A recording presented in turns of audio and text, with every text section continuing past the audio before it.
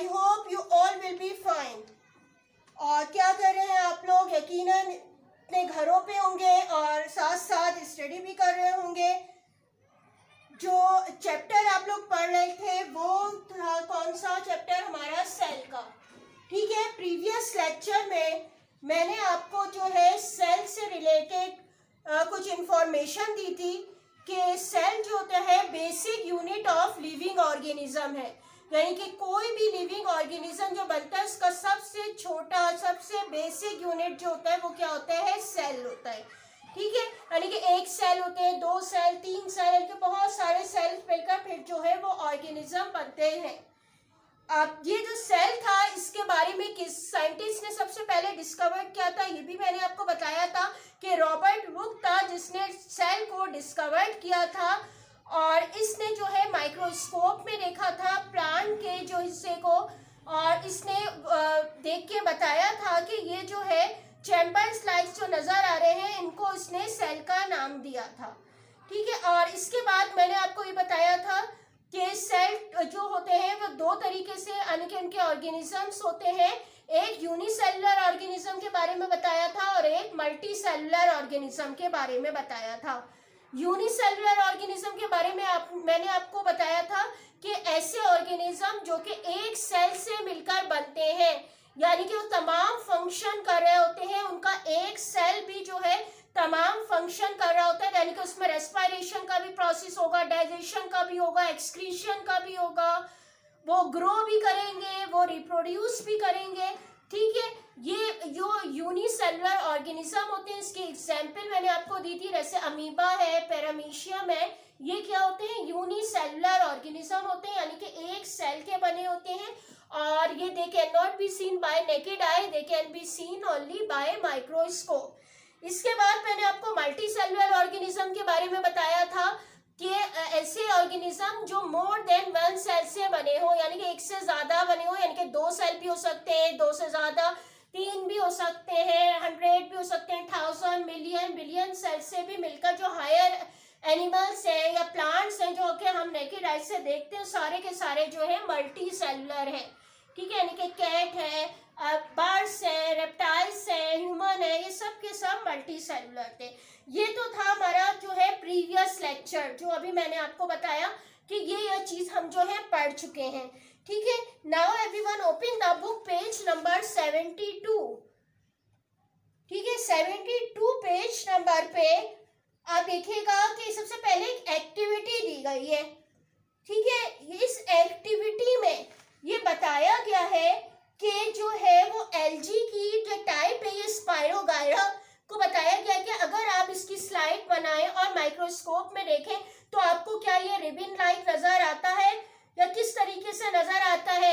ठीक है, ये स्पायरोगायरा अगर आपको याद हो कि हमने प्रीवियस चैप्टर बल्कि जो पढ़ा था माइक्रो ऑर्गेनिज्म का, उसमें जो है स्पायरोगायरा का भी जो है वो जिक्र आया था। ठीक है, अब ये कह रहे हैं कि उसकी स्लाइड बनाए माइक्रोस्कोप में देखें तो कैसा नजर आएगा। पहली बात है आप घर पे ये काम तो नहीं कर सकते इंशाल्लाह, जब अगर स्कूल खुल जाएंगे और जो है लैब में जब ले जाया जाएगा जिस तरह हमको पहले भी ले जाते थे और जो है मुख्तलिफ दिखाए जाते थे, माइक्रोस्कोप भी आपको दिखाई जा चुकी है पहले ही प्रीवियस क्लासेस में, और उसमें जो मुख्तलिफ ऑर्गेनिज्म अगर देखे हो जैसे अमीबा है या पैरामीशियम भी दिखाए गए थे। ठीक है, इसी तरीके से जो है ये एक्टिविटी भी आपको जो है करके दिखा दी जाएगी अगर स्कूल जो है अगर खुल जाए, तो उसमें जो आपको लैब में जाके ये काम, यानी कि मैं बताना चाह रही थी कि लैब का काम है जो कि घर पे नहीं हो सकता। ये एक्टिविटी जो उन्होंने दी गई है कि ये जो है ऑब्जर्व करें परमानेंट स्लाइड वगैरह, ये सारी बातें आपको स्कूल से ही जो होती है वो दिखाई जा सकती है कि आप जब स्कूल आए। ठीक है, इंशाल्लाह जैसे ही जो है हालात बेहतर होंगे और स्कूल खुला तो आपको ये वाली एक्टिविटी जो है वो स्कूल में दिखा दी जाएगी। फिलहाल तो ऐसा अभी तो मुमकिन नहीं है कि ये सॉल्व हो सके ये वाली आपकी एक्टिविटी। ठीक है, इसको सिर्फ हम डायग्राम में ज़रूर देख सकते हैं कि स्पायरोगायरा कैसे रिबन लाइक शेप में नज़र आता है। ठीक है, आज जो टॉपिक हमारा स्टार्ट होने जा रहा है, जो न्यू टॉपिक है वो है shape and size of cell.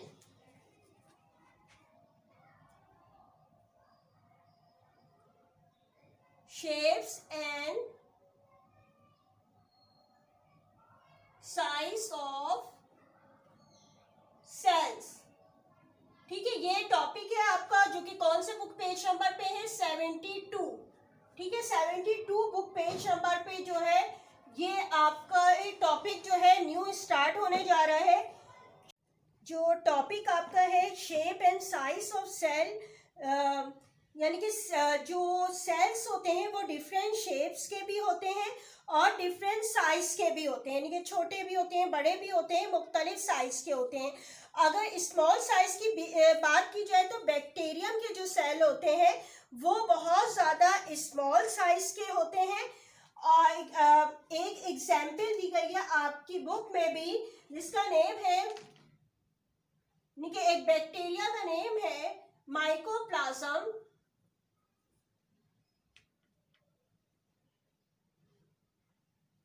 गैलीसिप्टिकम।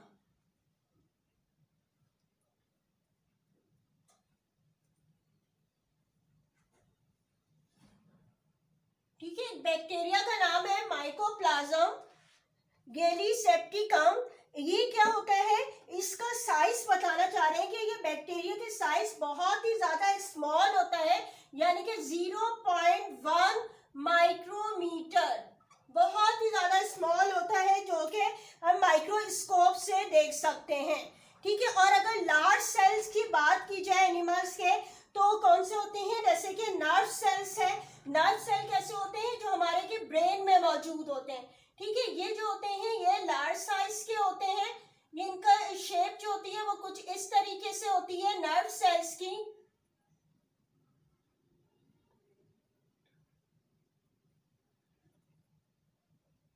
ठीक है, और ये जो होते हैं ये लार्ज साइज के होते हैं।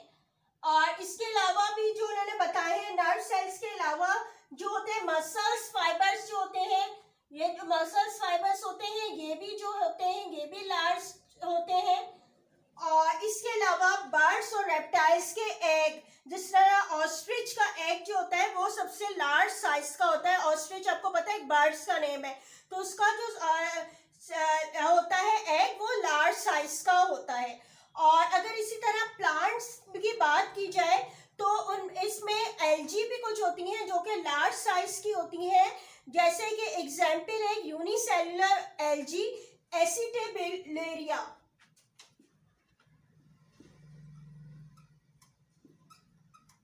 एसिटेब्यूलेरिया।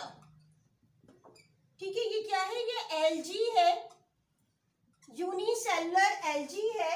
और ये तकरीबन इसका जो होता है 10 सेंटीमीटर तक जो है ये लॉन्ग होती है। ठीक है, 10 सेंटीमीटर तक जो है ये लॉन्ग होती है, यानी कि ये बताना मकसद है कि जो होते हैं बहुत से सेल जो होते हैं वो बहुत ज्यादा स्मॉल भी होते हैं और बहुत ज्यादा लार्ज साइज के भी मौजूद होते हैं।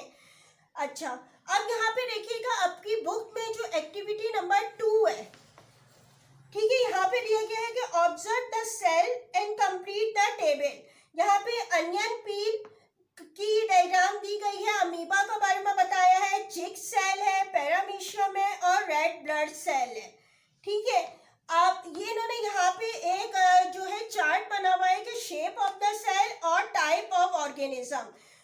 आपको मैं यूनिसेलुलर और मल्टी सेलुलर ऑर्गेनिज्म के बारे में तो प्रीवियस लेक्चर में बता चुकी हूँ। ठीक है, और इसमें इसी तरह यहाँ पे पूछा है, जैसे एक उन्होंने अनियन पेल, ठीक है, अनियन का जो होता है उसका एक पीस, छोटा सा पीस लेके, उसके जो छिलका होता है उसका पीस लेके उन्होंने देखा कि वो किस तरह नजर आता है। तो उसका जो एक सेल होता है वो कैसा होता है, रेक्टेंगुलर शेप का होता है, और ये कैसा ऑर्गेनिज्म है, मल्टी सेलुलर।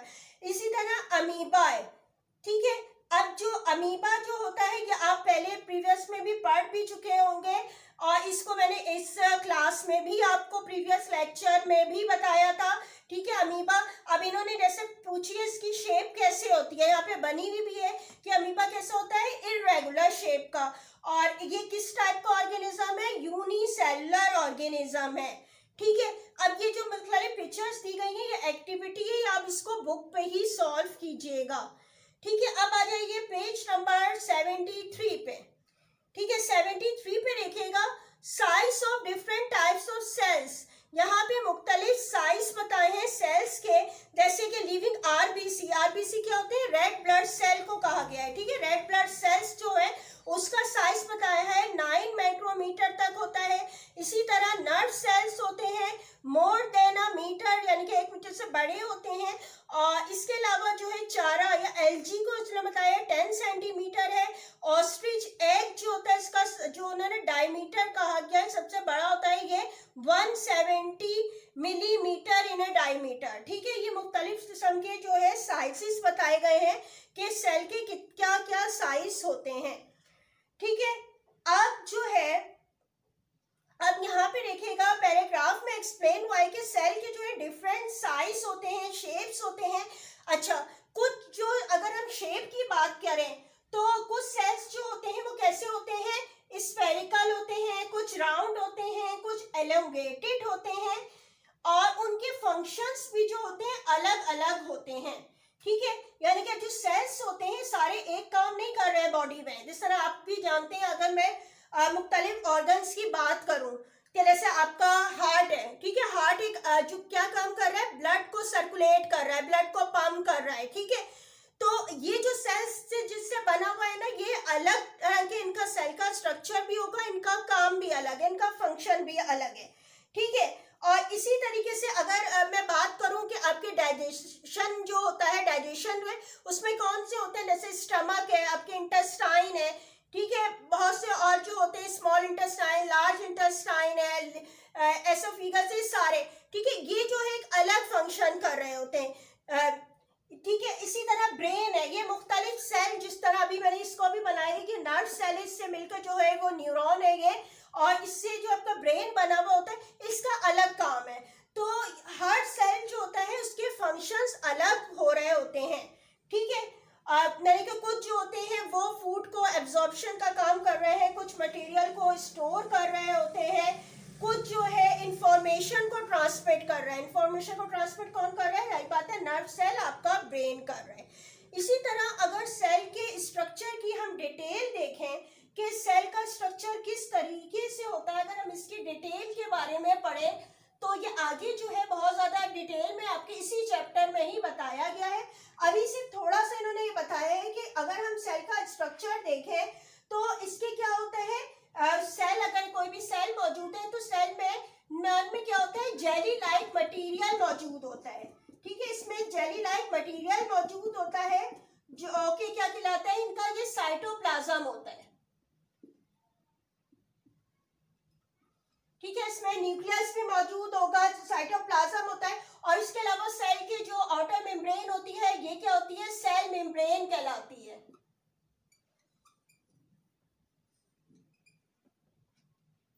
ठीक है, ये सेल मेम्ब्रेन मौजूद होती है, इसमें न्यूक्लियस भी मौजूद होता है।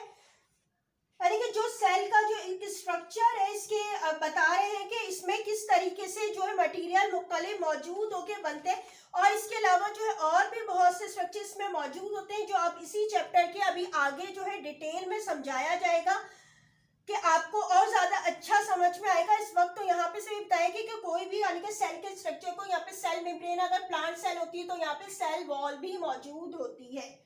ठीक है, और कुछ सेल ऐसे होते हैं जैसे कि व्हाइट ब्लड सेल है और अमीबा है, ये क्या होते हैं, अपनी शेप चेंज करते रहते हैं। ठीक है, जैसे अमीबा के बारे में आप पढ़ भी चुके हैं, अमीबा की कैसे होती है, इररेगुलर शेप होती है। ठीक, कैसी होती है, इनकी शेप जो होती है वो इररेगुलर होती है, यानी कि चेंज होती रहती है। क्यों चेंज होती है, जैसे कि अगर इसको मूव करना होता है, ठीक है, अमीबा अगर इसको आगे की तरफ मूव करना होता है तो इसकी पूरी बॉडी जो है पीछे से आगे की तरफ, यानी कि इसके अंदर का जो है, अंदर का जो एक्टोप्लाज्म, एंडोप्लाज्म है, न्यूक्लियस है, वो सब आगे की तरफ मूव कर लेता है। या फिर इनको जो है फूड को कैप्चर करना होता है, अगर ये जो मौजूद है पॉन्ड्स वगैरह में और फूड यहाँ पे मौजूद है कैप्चर, तो ये क्या होता है कि फिंगर लाइक जो प्रोजेक्शन जिसको सीडोपोडिया बताया गया था, ये इस तरीके से आगे आ जाते हैं और ये जो अंदर जो फूड एब्जॉर्ब हो जाती है इनके, यानी कि ये हर वक्त जो है शेप चेंज करते रहते हैं। ठीक है, ये शेप चेंज करते रहते हैं, इनकी कोई परमानेंट शेप नहीं होती है। ठीक है, और इसी तरीके से इसके बाद जो है नर्व सेल्स का ही बताया है, जो मैंने आपको पहले अभी डायग्राम भी उसकी बना के थोड़ी सी बताई थी कि ये किस तरीके से क्या होता है, ये इंफॉर्मेशन को जो है फास्ट स्पीड से जो है भेज रहा होता है, सेंड कर रहा होता है, ठीक है, किसी रुकावट के बगैर। आपको पता है आपके ब्रेन से जो है मुख्तलिफ नर्व्स निकली हैं जो कि पूरे आपके हैंड में, लेग में, पूरी बॉडी में फैली हुई है। और इसीलिए आपको पता है कि कोई भी आपको ज़रा सा टच भी करे या आपको कोई गर्म चीज़ लगे या ठंडी, तो आपको फौरन ये जो है आपके ब्रेन तक मैसेज जाता है और आपको फौरन जो है पता चल जाता है कि क्या हुआ आपके साथ। तो सोचेंगे ये जो नर्व सेल कितने लंबे होते हैं और आपकी पूरी बॉडी में फैले हुए हैं, जो कि मुख्तलिफ जो है एक्टिविटीज़ को कंट्रोल कर रहे होते हैं, आपके चलने फिरने को, आपके बोलने को, आपके सोचने को, सारी चीज़ों को कंट्रोल कर रहे होते हैं, ठीक है। और जो सेल होता है वो अपनी शेप किस वजह से कायम रखता है कि इसके बाहर जो मौजूद होती है कि सेल वॉल है, सेल मेम्ब्रेन है, जिसकी वजह से उसकी जो है एक शेप नज़र आती है, जिसको अभी भी मैंने आपको बताया कि मैं इसको जो है आगे आपका जो टॉपिक आएगा सेल का, आगे की तरफ आपके मौजूद है बहुत ज़्यादा डिटेल में, उसको जब एक्सप्लेन करूँगी तो आपको पता चल जाएगा। अभी तो ये पैराग्राफ्स में आपको जो है ये सिर्फ ब्रीफली बताया गया है कि सेल में जो है क्या मौजूद होता है, उसकी शेप्स किस तरह होते हैं, बेसिकली ये बताना चाह रहे हैं कि इसकी शेप्स किस तरह होती हैं। अच्छा, इसके बाद मैं आपको एक वीडियो क्लिप देखेंगे आप लोग, ठीक है। इसमें आपको ये जो मैंने चैप्टर अभी पढ़ाया आपको जो प्रीवियस था सेल का, उससे थोड़ी और इंफॉर्मेशन आपको मिलेगी और अच्छा समझ में भी आ जाएगा कि उसको उसमें पिक्चर्स के साथ आप जो है वो उसको देखेंगे कि क्या है। तो अब ये क्लिप देखें, उसके बाद फिर आते हैं होमवर्क पे। Good morning, children. Today we shall learn about cells. Just like a house is made of bricks, our body is made up of cells. So we can say cells are the building blocks of our body, and both the bricks in the building and the cells in the living organisms are the basic structural units. But what exactly is a cell? Let us see. In 1665, Robert Hooke observed a slice of cork under a microscope. The cork is actually a part of the bark of a tree. He noticed that it was made of small box-like units. Each box was separated from its neighbor by a wall. He coined the term cell for each box. You know what Hooke observed as boxes or cells in the cork were actually dead cells, as the cork was made from the bark of a tree. Thus, cell was discovered accidentally. Later, scientists came to know that all living things are made of such microscopic small units which are cells only. From unicellular organism like amoeba to a large blue whale, every living organism is made of cells. You know, the number of cells is not same in all the organisms. There are many organisms made of one tiny cell only, like the bacterium. Few of them are as small as a millionth of a meter. On the other side, a mouse may have more than billion cells. 1 billion, as we know, is equal to 1,000 millions. You know, our body has trillions of cells. 1 trillion, as we know, is 1,000 billion, which is a very large number. Now, you may ask, do all the organisms have cells of same size and shape? No. Surprisingly but true, the egg of a hen represents a single cell, and it is big enough to be seen by the unaided eyes. The white material that surrounds the yellow part in the egg is albumin, which solidifies on boiling, while the yellow part is called yolk. You know, yolk is the part of single cell, and this single cell can be observed without any magnifying device. Surprising, isn't it? The size of all the cells are not same. The smallest cell is 0.1 to 0.5 micrometer in bacteria. If we divide a meter into million equal parts, then one part is a micrometer. So imagine how small a bacterium is. On the other hand, the cell in the egg of an ostrich can be as big as 170 millimeter by 130 millimeter. That's quite huge. Not just the number and size, even the shapes of cells are different. The red blood cells of our blood are spherical, that is round in shape. Few cells look like spindle, that is, they are pointed at both the ends. For example, are muscle cells. Few cells can be long like wire or the yarn. For example, are nerve cells. The nerve cells or the neurons form our nervous system.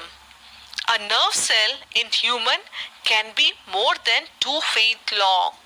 Wow, that's very long. You know, few cells don't have any specific shape and they can change the shape. For example, in case of amoeba, which is made of one cell only.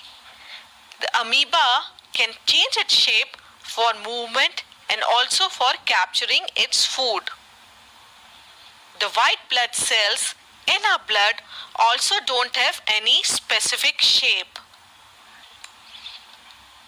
But while WBC or the white blood cell is just a cell, amoeba is a full-fledged organism capable of independent existence. So, why are there different types of cells? The different types of cells are there and they do different tasks. When a group of similar kind of cells do a specific task, that group is called a tissue. Like muscular cells together form muscle tissue, and the muscle tissue helps to move our body. The different organs in our body are made of different tissues. And different organs together form a system to do a particular job. For example, digestive system is made of different organs such as stomach, small intestine, large intestine, etc. And it takes care of digestion and absorption of food. So, the cells together form tissue, tissues together form organ, different organs together form a system like digestive system, nervous system, etc. So now you understand a lot about cells, the basic structural unit of our body. That's all for now. Bye bye children. ये class 9 homework देख लीजिए.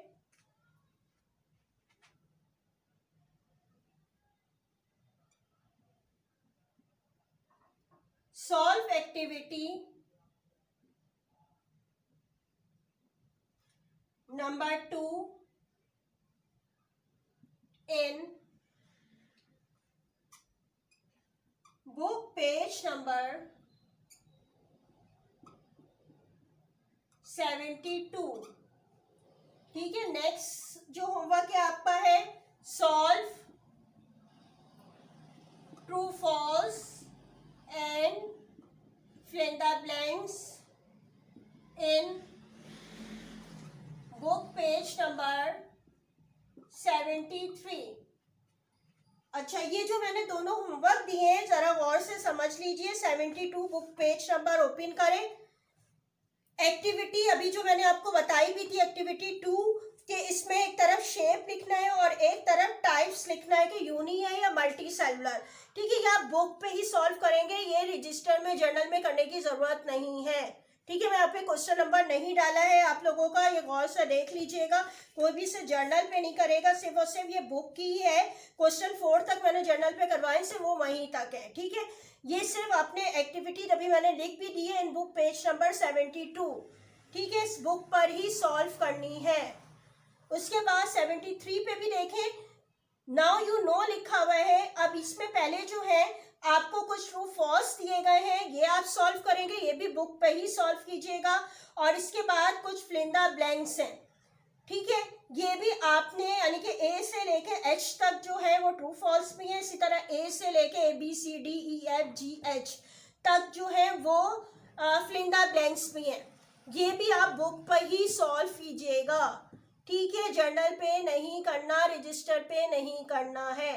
ठीक है, ये जो अभी आपको chapter explain किया है ताकि आपको ये पता भी चल जाए कि आपको ये समझ में आया है कि नहीं, और इसके साथ आप थॉरली जो है वो इस चैप्टर को रीड भी करें ताकि आप ये जो है खुद से सॉल्व कर सकें कि ये क्या है। और यकीनन आपने अगर समझा है, लेक्चर सुना है, तो आप बहुत इजीली जो है इसको कर लेंगे।